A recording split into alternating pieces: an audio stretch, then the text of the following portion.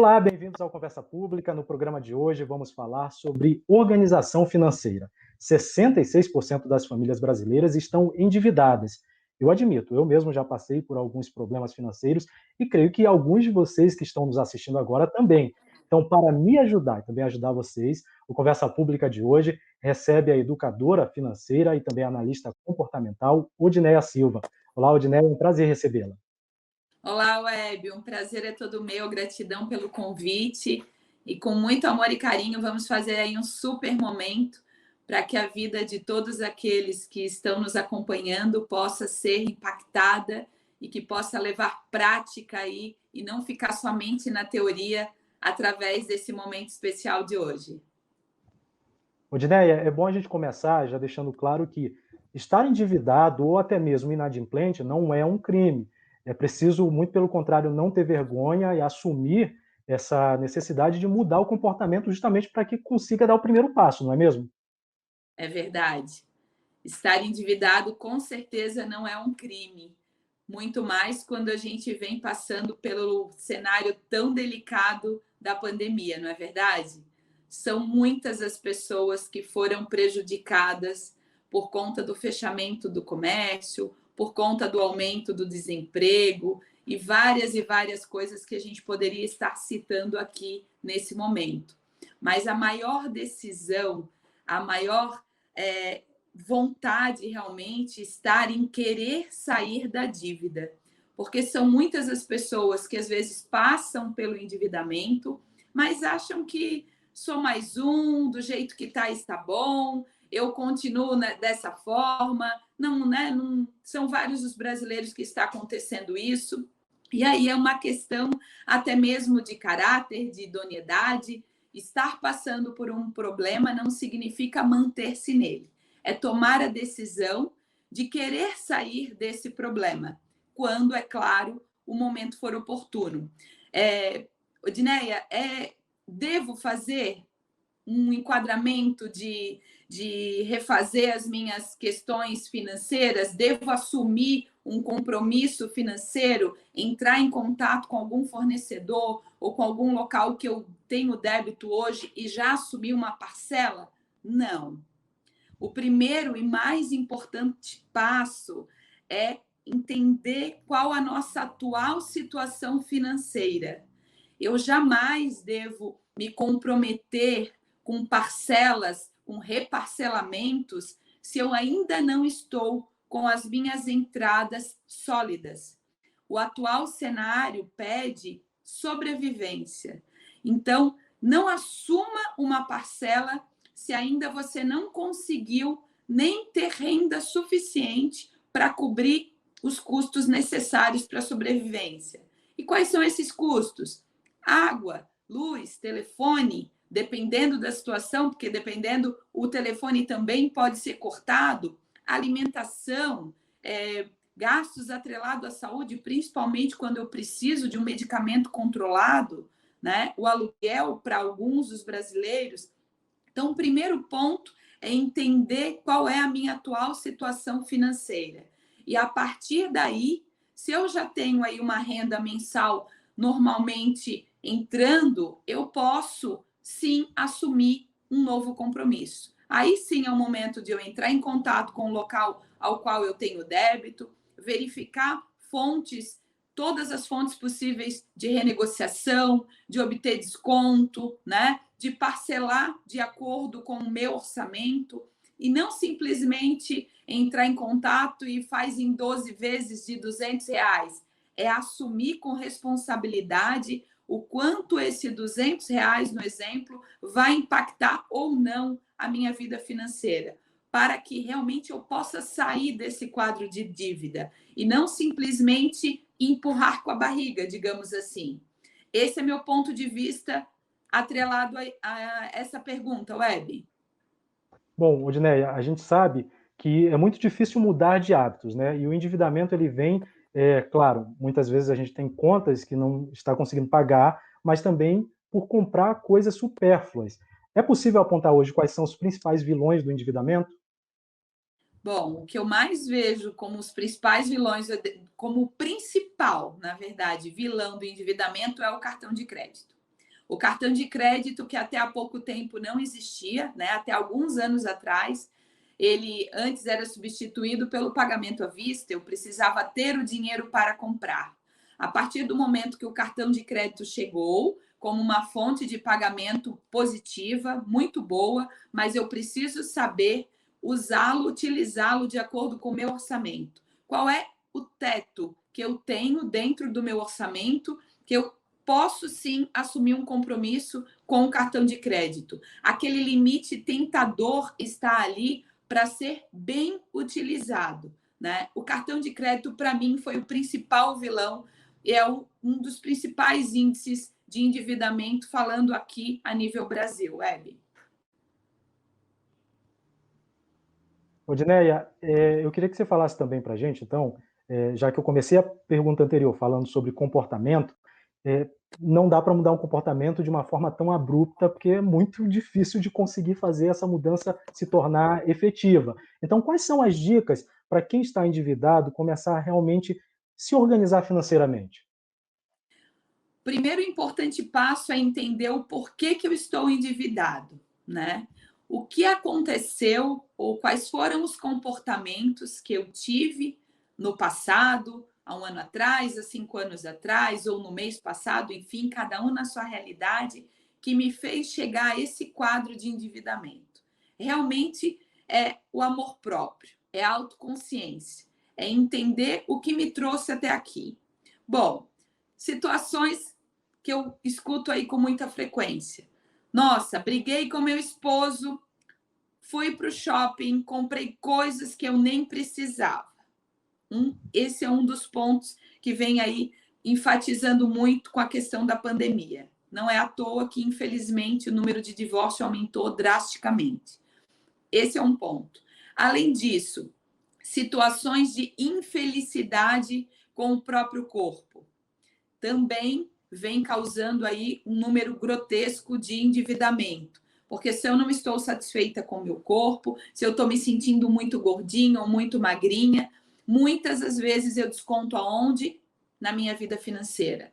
Eu vou para o restaurante, eu peço várias coisas aí que o delivery me facilitou demais. Também é um outro ponto que faz com que eu tenha gastado demais, né? Tenha me endividado, contraído realmente a dívida.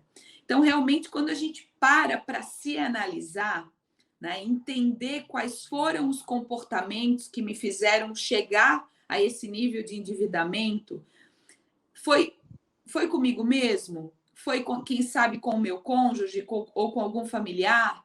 Foi no meu ambiente de trabalho? Um outro ponto que faz diariamente com que muitas pessoas elevem aí o endividamento, Web, é não estar satisfeito com o ambiente de trabalho. Principalmente não trabalhar realmente com algo que se ame, com algo que verdadeiramente eu tenho paixão. Se eu não trabalho com algo que realmente me preenche, me satisfaz, que tem muito mais amor do que simplesmente chegar no final do mês ou no início do mês e eu receber algo, esse também é um ponto que eu saio do meu ambiente de trabalho e gasto sem muito, sem muito pensamento, sem muita organização, e depois a conta vai chegar e vem a frustração. Então, é entender esse comportamento, que é muito particular de cada um, só que, de modo geral, esses são alguns dos principais pontos que faz com que a gente acabe gastando mais. Então, reconhecer esse cenário e entender por que aconteceu isso. O dinheiro, muitas vezes, ele é só o ponto, é o gargalo, digamos assim. Só que por trás da emoção e do comportamento em relação ao dinheiro, existe algo que eu preciso entender. Qual é realmente a fonte, o que realmente faz com que eu gaste além do necessário ou que eu compre algo que não seja o momento. Facilita bastante para entender o porquê que eu estou no cenário de endividamento, desculpa, e o porquê eu preciso olhar para isso de forma mais, eu sempre digo, de forma eu posso posso fazer daqui para frente? O passado ele serve para que eu possa entender, né, algumas coisas que eu fiz que foi positivo ou não tão positivo. Mas o que mais importa, Web, é a minha decisão de fazer diferente daqui para frente. Se eu estou gastando mais porque eu não estou satisfeita com o meu corpo, eu preciso olhar para o meu corpo. Eu preciso cuidar da minha saúde, eu preciso cuidar da minha alimentação e não usar o dinheiro como amuleto. O dinheiro é só o estupim da situação. Eu preciso olhar a base, o que realmente me incomoda, que faz com que emocionalmente eu desconte no dinheiro. Preciso cuidar da saúde, preciso conversar com meu esposo, né? Ter um momento de qualidade aí para quem sabe falar sobre dinheiro, falar sobre sonhos, entender, planilhar ou colocar no caderninho, cada um do seu jeitinho, o que entra, o que sai, planejar os próximos meses, ver o que realmente cabe ou não cabe dentro do orçamento do casal, da família.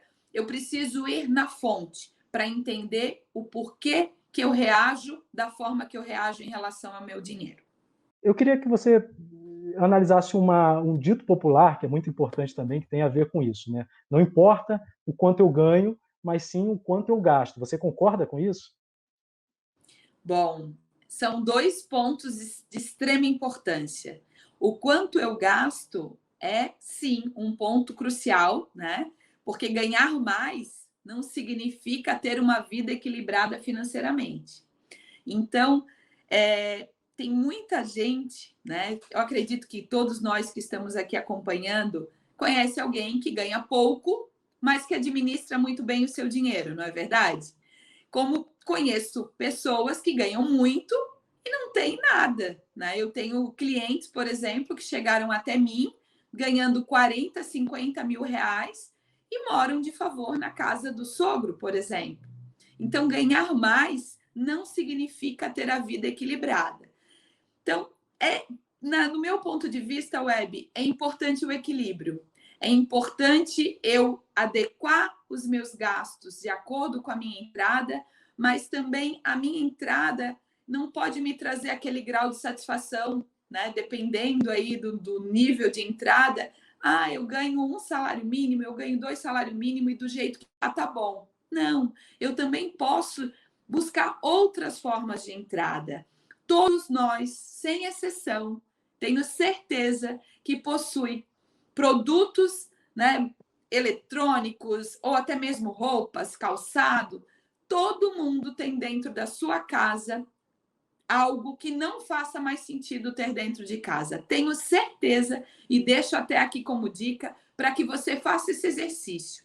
Abra as portas dos seus armários, entre em todos os cômodos da sua casa, analise tudo. É uma bicicleta? É um eletrônico? São roupas que, quem sabe, eu comprei para um casamento, para uma formatura e que não faz mais sentido nenhum eu ter dentro da minha casa, né?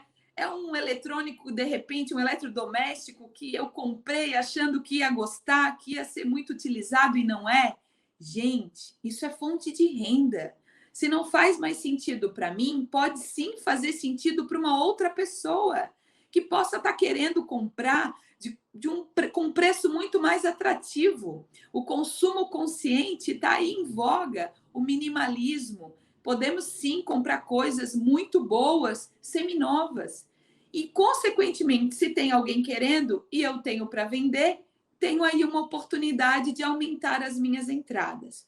Temos várias formas hoje de entrada, aplicativos, né? Quantas coisas na própria cidade de móveis usados, de roupas usadas, aplicativos, também grupos de condomínio, grupos de amigo que eu posso estar oferecendo. Gente, comprei uma bicicleta 1 ano atrás e achei que ia fazer isso, mas enfim, o cenário mudou. Alguém tem interesse? Estou vendendo por tanto. Ela é praticamente nova, usei pouco. E aí vem uma outra oportunidade de entrada. Consequentemente, uma oportunidade de fazer um fundo de reserva, uma reserva de emergência, ou também uma reserva de oportunidade. E linkando com o nosso primeiro quadro, uma oportunidade que você também pode ter de quitar uma dívida, né? Em sair um pouco daquele fogo cruzado de dar 2, 3 passos para trás e entender quais são as fontes de renda ou o que de repente eu posso me desfazer para quitar alguma dívida, que vai me trazer muito mais saúde física, mental e financeira. Né? Às vezes eu ter aquela bicicleta sem uso, mas tem um apego, depois eu compro de novo. Apegos materiais não nos levam a nada, não é verdade? Então, eu me desfaço daquele bem ou daquele, enfim, de algo que não faz mais sentido dentro da minha casa, eu quito a minha dívida ou, quem sabe, consigo negociar. São muitas as oportunidades de pegar o valor bruto e ainda conseguir um desconto. Isso, consequentemente, vai me trazer vida, uma noite mais tranquila de sono, quem sabe aí uma dor de cabeça que vai deixar de acontecer, né? Problemas de estômago, nossa, como eu escuto, às vezes até a frustração de gastar, de consumir mais um alimento X ou Y, enfim, que não vai me trazer nada, está ligada a uma dívida. E se eu for lá e eliminar, consequentemente, né, eu vou ter muito mais equilíbrio, muito mais saúde. E eu digo saúde de cada um de nós que está aqui, mas eu zelo muito, Hebe, pelas nossas famílias, né? Pelas nossas crianças, pelos casamentos, enfim.